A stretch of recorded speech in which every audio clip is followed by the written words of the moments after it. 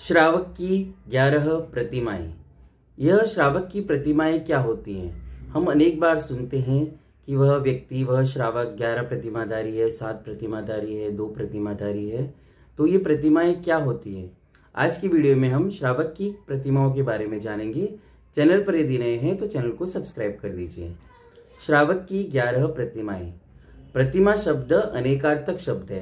प्रतिमा का अर्थ मूर्ति भी होता है, जिनबिंब भी होता है, लेकिन यहाँ पे प्रतिमा यानी मूर्ति नहीं है। हम प्रतिमा जिसकी बात कर रहे हैं वह व्रत होते हैं, व्रतों का एक समूह होता है। श्रावक की प्रतिमा किसे कहते हैं? श्रावक के विकासशील चारित्र को प्रतिमा कहते हैं। जैसे एक विद्यार्थी एक कक्षा पार करता है, दूसरी कक्षा पास करता है, तीसरी कक्षा पास करता है, इस प्रकार 1 से 12 तक कक्षाएं पार करके आगे बढ़ता है। उसी प्रकार एक श्रावक की जो आध्यात्मिक यात्रा है, वो जो मोक्ष मार्ग की ओर बढ़ रहा है, उसके अलग अलग स्टेजेस दिए हुए हैं। इन्हें मोक्ष मार्ग की ओर बढ़ने के लिए सीढ़ियां भी कहते हैं, जो श्रावक के लिए कही गई हैं। मोक्ष मार्ग में बढ़ने के लिए मुनि दीक्षा लेना अति आवश्यक है, लेकिन मुनि दीक्षा से पहले श्रावक क्या कर सकते हैं, उनको 11 चरणों में बांटा गया है। 1 से लेकर 10 प्रतिमा तक श्रावक अपने घर में ही रहता है, गृहस्थ होता है, और 11वीं प्रतिमा में वह मुनि संघ के साथ रहने लगता है। तो आइए जानते हैं ये 11 प्रतिमाएं कौन कौन सी हैं। इन 11 प्रतिमाओं के नाम हैं।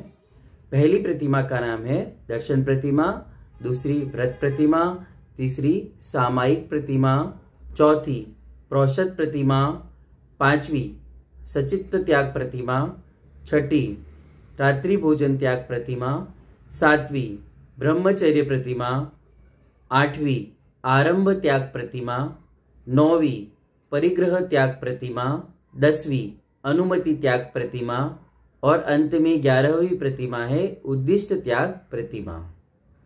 आइए एक एक प्रतिमा को विस्तार से समझते हैं। पहली प्रतिमा का नाम है दर्शन प्रतिमा।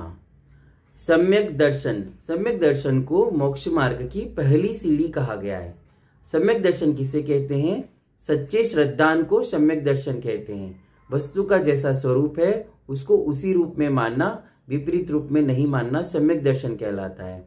तो पहली दर्शन प्रतिमा में श्रावक को 8 अंगों का पालन करना होता है और 25 दोषों को दूर करना होता है। यह सम्यक दर्शन कहलाता है। 8 अंग कौन कौन से हैं? नियशंकित, नियकांक्षित, निर्विचिकित्सा, अमूढ़ दृष्टि, उपगूहन, स्थितिकरण, वात्सल्य और प्रभावना। ये 8 सम्यक दर्शन के अंग हैं। श्रावक इन 8 अंगों का पालन करता है, 8 अंगों में श्रद्धान करता है, और इसके अलावा 25 दोषों को दूर करता है। वे 25 दोष कौन से हैं? 8 शंका आदि दोष, 8 मद, 6 अनायतन और 3 मूर्ता। ये सम्यक दर्शन के 25 दोष हैं।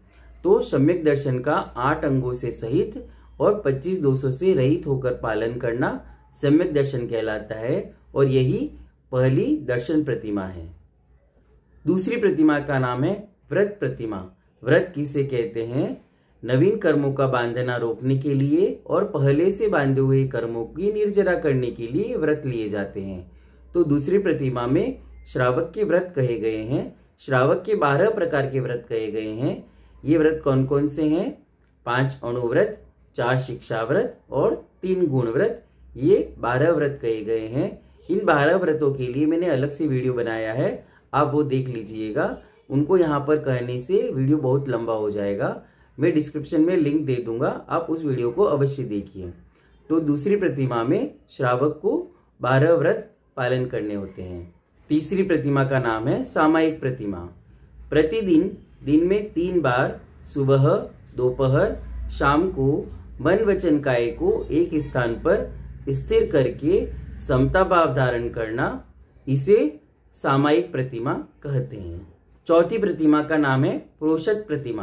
प्रोषद किसे कहते हैं? जैन धर्म में 2 शाश्वत पर्व कहे गए हैं, अष्टमी और चतुर्दशी। ये दोनों पावन दिन होते हैं। इन दिनों में व्रत उपवास किए जाते हैं। तो जो भी चौथी प्रतिमा का धारक श्रावक होता है, वह अष्टमी और चतुर्दशी को उपवास करता है। अष्टमी के पहले दिन सप्तमी और अष्टमी के बाद के दिन नवमी को एकासन करता है। उसी प्रकार चतुर्दशी को उपवास करता है, त्रयोदशी को एकासन और अगले दिन अमावस्या या पूर्णिमा के दिन एकासन करता है। इसे प्रोषित प्रतिमा कहते हैं। पांचवी प्रतिमा का नाम है सचित्त त्याग प्रतिमा। सचित्त किसे कहते हैं? कच्चे फल, फूल, बीज आदि सचित्त होते हैं। ऐसी सचित्त वस्तुओं का त्याग करना सचित्त त्याग प्रतिमा कहलाता है। और जल को छानकर उसको प्राशुक बनाकर उसका सेवन करना चाहिए। जैसे या तो उसको गर्म कर दें या फिर उसमें लौंग आदि विजातीय पदार्थ मिलाकर उसको ग्रहण कर सकते हैं। इस प्रकार सचित्त वस्तुओं का त्याग करते हुए अचित्त वस्तुओं का ही सेवन करना सचित्त त्याग नाम की पांचवी प्रतिमा कही गई है। छठी प्रतिमा का नाम है रात्रि भोजन त्याग प्रतिमा। इस प्रतिमा का धारी श्रावक सूर्यास्त से 48 मिनट पूर्व जीवों पर दया करता हुआ चारों प्रकार के आहार का रात्रि में त्याग करता है। उसे रात्रि भोजन त्याग कहते हैं। 4 प्रकार के आहार कौन कौन से हैं? खाद्य, स्वाद्य, लेह और पेय। यहाँ विशेष रूप से जानने योग्य बात है कि रात्रि भोजन त्याग तो एक सामान्य क्रिया है। प्रत्येक जैनी की रात्रि भोजन त्याग तो होता ही है, ऐसा कहा जाता है। तो पांचवी प्रतिमा में रात्रि भोजन क्यों कहा गया? तो यहाँ विशेष यह है कि पांचवी प्रतिमा में 9 कोटि से रात्रि भोजन का त्याग करना होता है। 9 कोटि मतलब मन, वचन, काय और कृतकारित अनुमोदना। इन तीनों को आपस में गुणा करने से 9 कोटि होता है। मतलब मन से, वचन से और काय से न रात्रि भोजन करना, न कराना, न ही करते हुए की सहमति देना या अनुमोदना देना, यह 9 कोटि से रात्रि भोजन त्याग कहलाता है। 7वीं प्रतिमा का नाम है ब्रह्मचर्य प्रतिमा। इस ब्रह्मचर्य प्रतिमा में श्रावक अपनी स्त्री सहित चारों प्रकार की स्त्रियों को माता, बहन या पुत्री के समान समझता है। 4 प्रकार की स्त्रियां कौन कौन सी हैं? देवी, मनुष्यनी, तिर्यंचिनी और मूर्तिक। देवी मतलब देवगति की इंद्राणियां, देवियां, अप्सराएं आदि। मनुष्यनी मतलब मनुष्य गति की स्त्रियां। तिर्यंचिनी मतलब गाय, बिल्ली, कुतिया, घोड़ी आदि। और मूर्तिक मतलब अचेतन स्त्री, मतलब किसी स्त्री की मूर्ति या उसका चित्र।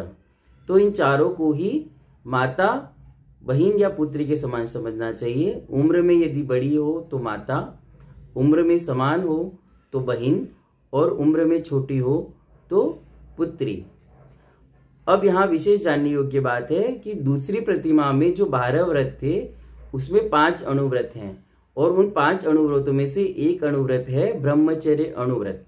तो दूसरी प्रतिमा में ब्रह्मचर्य अणुव्रत है और 7वीं प्रतिमा है ब्रह्मचर्य प्रतिमा। तो दूसरी प्रतिमा का जो ब्रह्मचर्य अणुव्रत है उसमें अपनी स्त्री की छूट है और बाकी सब में माँ, बहन या पुत्री का व्यवहार करना चाहिए। लेकिन 7वीं जो ब्रह्मचर्य प्रतिमा है यहाँ पर अपनी स्त्री का भी त्याग है। अपनी स्त्री को भी माता या बहन के समान मानना है। यह ब्रह्मचर्य प्रतिमा है। ये सभी 11 प्रतिमाएं श्राविकाओं के लिए भी कही गई हैं। तो इसे उस प्रकार से जानना चाहिए जैसे 7वीं प्रतिमा ब्रह्मचर्य प्रतिमा है तो उसको चारों प्रकार के पुरुषों को पिता, भ्राता या पुत्र के समान व्यवहार करना चाहिए। 8वीं आरंभ त्याग प्रतिमा। आरंभ किसे कहते हैं? गृह के सभी कार्य या व्यापार की सभी कार्य आरंभ कहलाते हैं। इन कार्यों में जो भी हिंसा होती है उससे बचने के लिए आरंभ त्याग प्रतिमा ली जाती है। जैसे घर में भोजन बनाया, झाड़ू लगाया, घर की सफाई करी, मकान बनाना या व्यापार करना, व्यापार के लिए बाहर जाना, गाड़ी घोड़े का उपयोग करना, पशुओं को रखना, ये सभी आरंभ की क्रियाएं हैं। और आरंभ की क्रियाओं में भी पाप होता है, त्रस्त जीवों की हिंसा होती है। तो उस हिंसा से बचने के लिए आरंभ त्याग प्रतिमा ली जाती है। इस प्रतिमा का श्रावक या श्राविका सभी गृह कार्य या व्यापार के कार्य करना बंद कर देते हैं। 9वीं प्रतिमा का नाम है परिग्रह त्याग प्रतिमा। यहाँ यह जानने योग्य है कि 10 प्रतिमा तक श्रावक घर में ही रहता है।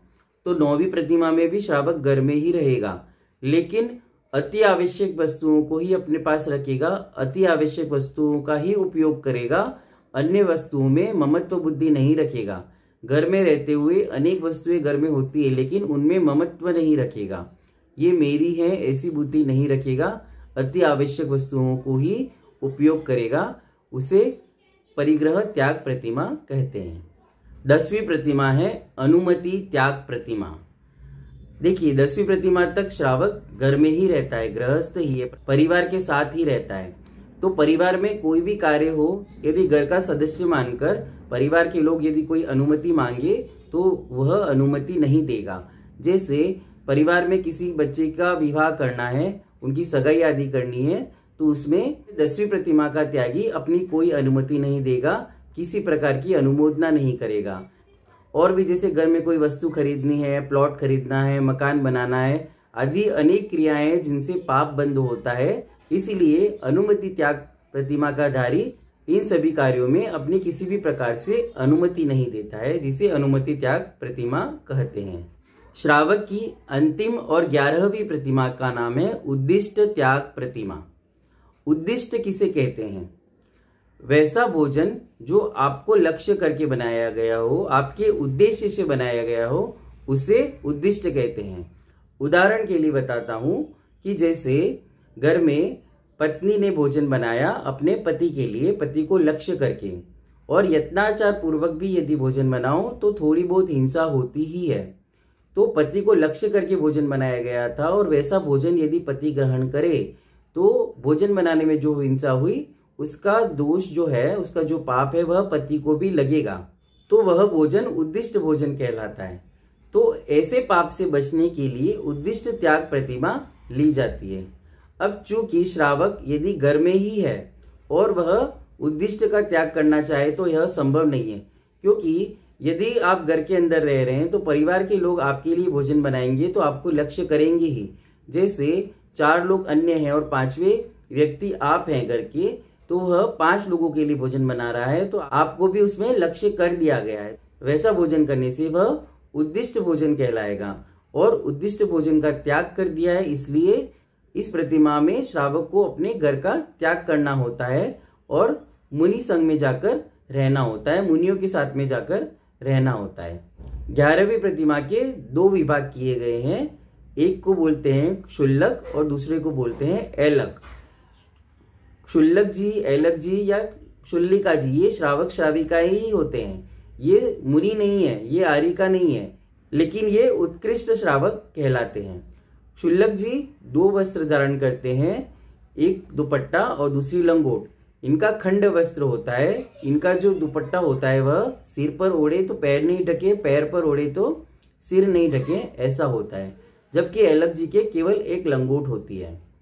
क्षुल्लक जी उस्त्रा, कैंची आदि का उपयोग करके अपने बाल कटवा सकते हैं, लेकिन ऐलक जी नियम से केशलोच करते ही हैं।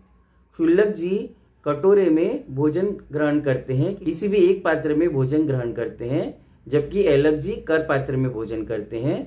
क्षुल्लक जी विहार के लिए वाहन, गाड़ी आदि का प्रयोग कर सकते हैं, ऐलक जी नियम से विहार ही करते हैं। इस प्रकार यह श्रावक की अंतिम उद्दिष्ट त्याग प्रतिमा है।